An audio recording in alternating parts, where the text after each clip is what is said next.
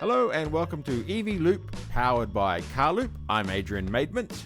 And I'm Akhtar. On today's episode, we've got smart vehicles, self-driving tech, Riz goes global, charges in the USA, and more. Hi Riz. Hey Adrian, good to be on our 7th episode. We've got lots of interesting things to share this week. A lot has happened since we last touched base a week or so ago. First up, sort of the big media launch this week in Australia was the smart hashtags, hashtags 1, hashtag 3, hashtag 5, and you were there, Riz. Yeah, all the odd numbers that looked quite good in person. So I was there in Brisbane, Gold Coast, and Byron Bay, getting a chance to see the cars in person, learn from Smart's executive management team, and also global unveil of the Smart hashtag 5 with international media and friends there in Byron Bay. And any sort of key insights? What's the overall? Because it used to be in the 90s with that 4.2 design, the little small little green cars everywhere. Yeah, the hatchbacks. So Smart is looking at reinventing itself. Even in Australia, it hasn't been around for many years, but it's coming in with this new, joint venture with Geely that owns Polestar, Volvo Cars, Zeekr and other brands, as well as Mercedes-Benz. So relaunching the brand into the country, but also coming with new products that are slightly larger than those Smarts that you used to remember, Adrian, the compact city cars. But this way, I think the brand will have a much broader reach, particularly launching in Australia with pricing that was unveiled as well. On both hashtag 1 and hashtag 3, both of them starting at under $60,000. Yep, and then I know it was sort of a lot of events. You seem to be never coming back to Melbourne. Then you did the hashtag 5 big release. What happened there? That was major. I mean, I didn't expect there to be so many international journalists. It's the first time we've had a electric vehicle launch, like a global launch here in Australia, a global unveil, which was amazing. And just getting a chance to see the car in person, learning about what it took to design the vehicle, and sort of the target audience that they're looking at. Quite interesting. I posted that onto my LinkedIn. It sort of blew up in the week with the sort of number of cars Smart is planning on launching, particularly that hashtag 5 launch. Very rugged, and we're expecting to get that in right-hand drive next year. And while you're at the event, did you talk to anyone?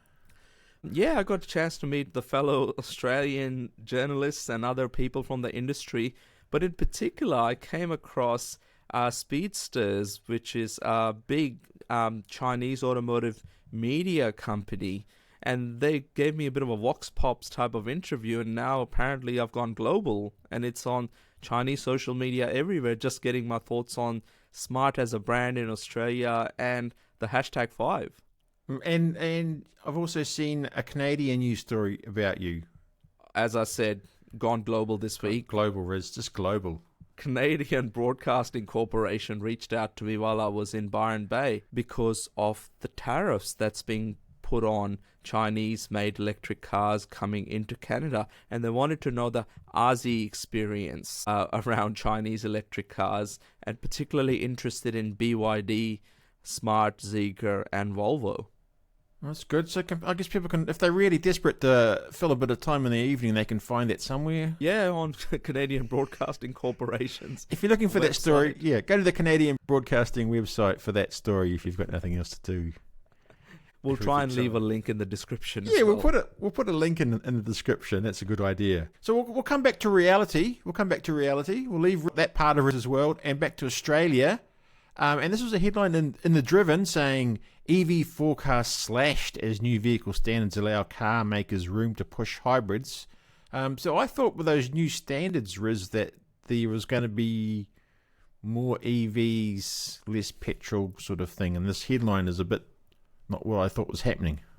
Well, this is apparently an updated forecast being put out by the Australian Energy Market Operator, and they're looking at it from an energy point of view, and they feel the number of EVs that will be on our roads. They're slashing it, saying there'll be more hybrids being sold, but, as you and I know, the number of electric cars, the brands, the things that we've just spoken about, what's coming to Australia, that's going to push the needle well above what they're forecasting at the moment. And I think it might catch them off guard. Okay, that sort of ties into a new brand spotted seen in Australia. Not something I'm really familiar with, the Leapmotor.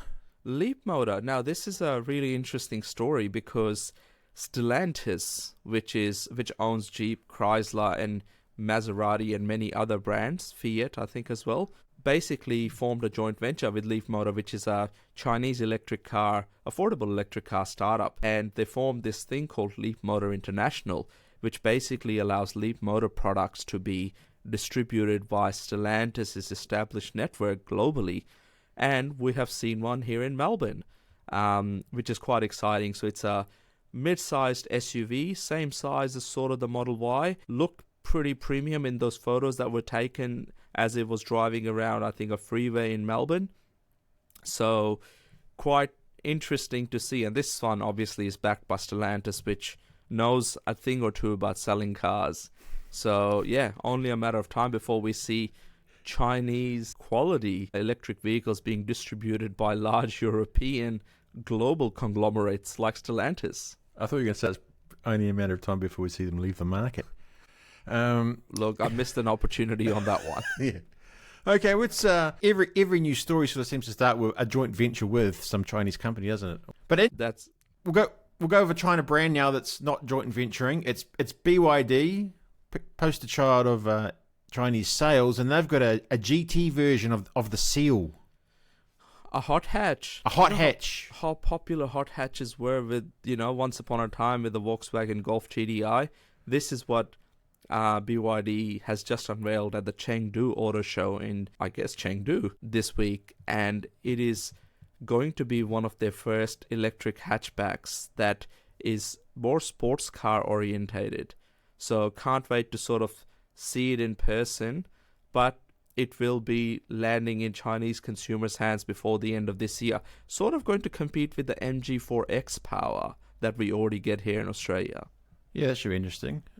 It's still going quite well, isn't it? I mean, I saw MG4 won another Car of the Year award for the second year running.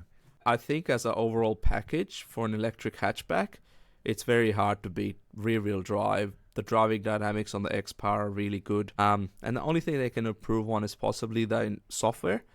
But, that could happen next year. But overall, it's a very well-designed hot hatch. Staying with BYD, though, they've formed a partnership with a word I struggle to say. Huawei. Oh, the big phone giant that also makes cars. So when I was in China, I saw them, at their phone dealerships or showrooms, they had cars that they were selling. So Huawei is a leader in autonomous driving technology in China.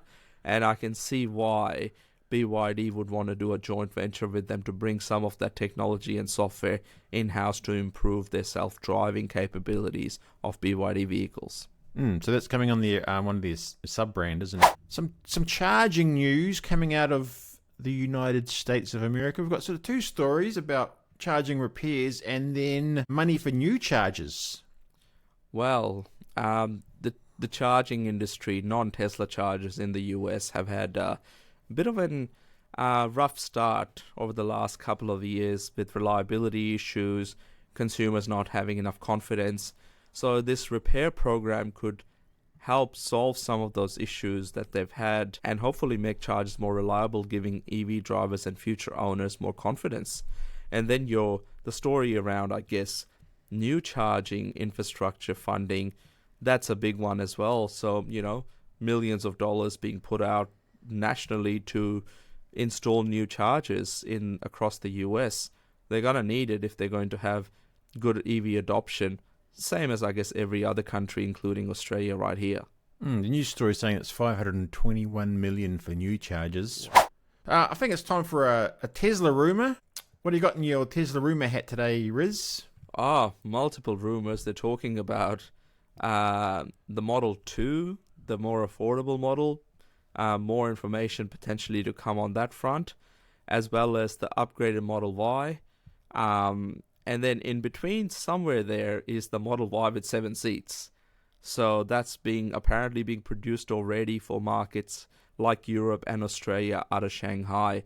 Traditionally, the 7-seater has only been produced in the US for US and Canadian markets. So it would be a good time for anyone looking for a 7-seat Model Y to consider one, as it could be on the cards in the coming months. It'd be pretty tight though, wouldn't it? Wouldn't be a lot of room. No, it would be a smaller sort of car when it comes to having 7 seats there. But I guess, if it's for those that want a 7-seater, and they may use it once every couple of months on road trips with smaller children, maybe. Well, there's a few other options floating around now as well, though, aren't there? So the Kia EV9. Kia EV9, very nice. Now, chart of the week, Riz. We're looking at recent new chargers in Australia. Yeah, pretty much. I will try and give our viewers and listeners a bit of a glimpse into what's happened over the last 2 months here in Australia. We've had quite a few chargers being added. So the number of sites over the last 60 days or so is sort of sitting at just under 40 charging sites have opened over the last 2 months. We've got obviously all the data covering where some of these chargers are going, and a couple of them that I would like to highlight. One being, there's a new site that has just opened near the Melbourne airport. Mm-hmm. We all know how important it is to be charging close to an airport, whether you're about to board a flight and you might want to top up so you don't have to fill up when you have returned, or if you're returning a rental car.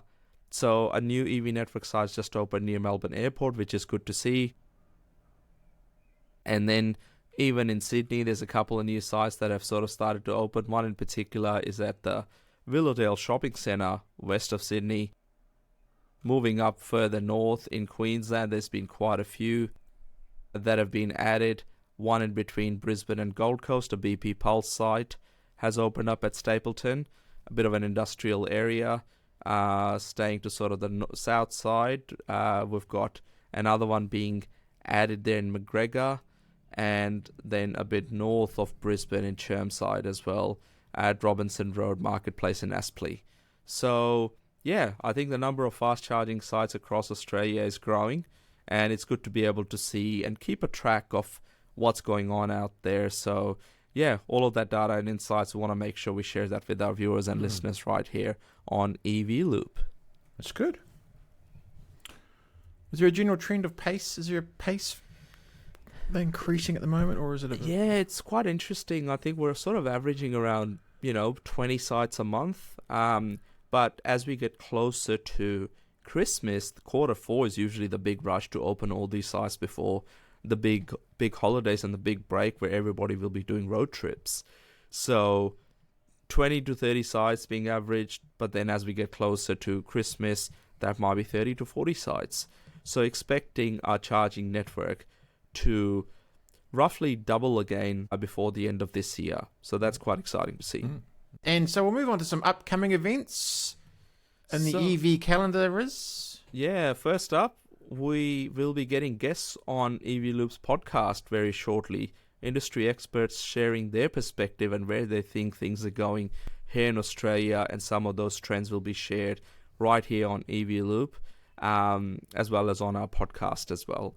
So looking forward to some exciting guests, local and international EV experts. Maybe some Canadians, maybe some based on your... Haven't had Canadians yet, but there'll be some interesting people that I'm sure our listeners will be quite keen to get their insights from, as they're seeing our EV market rapidly rise in 2024 and beyond.